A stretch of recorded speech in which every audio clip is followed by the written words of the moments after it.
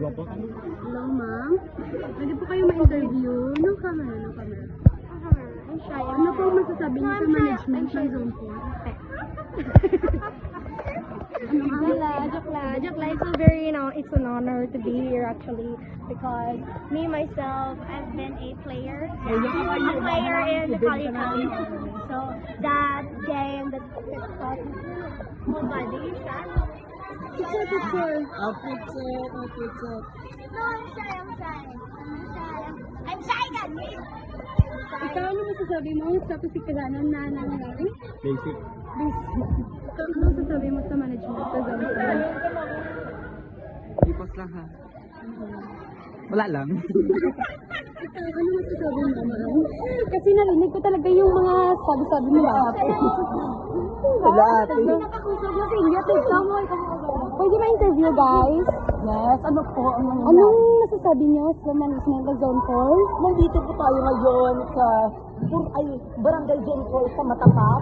Ay nangyari po, yung mga lalaki. Dito dyan, nagpapatalo, champion ka kami guys.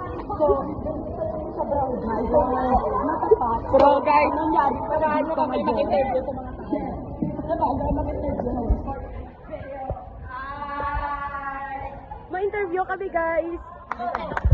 kuya. Ano masasabi mo?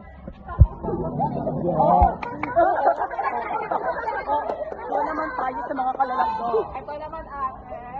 Interview tayo.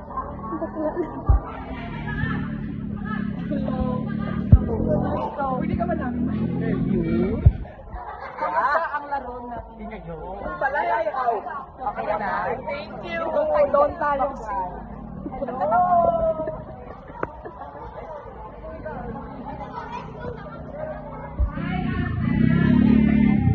You're so pretty. Like a Sige na, go na, guys. Anong masabi mo kanina ka na dito?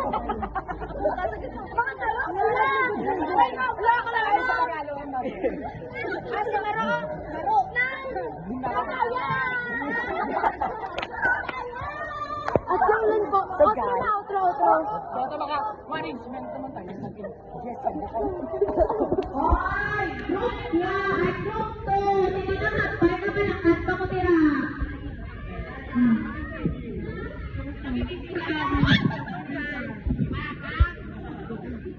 Ano masasabi mo sa lahat? Okay lang.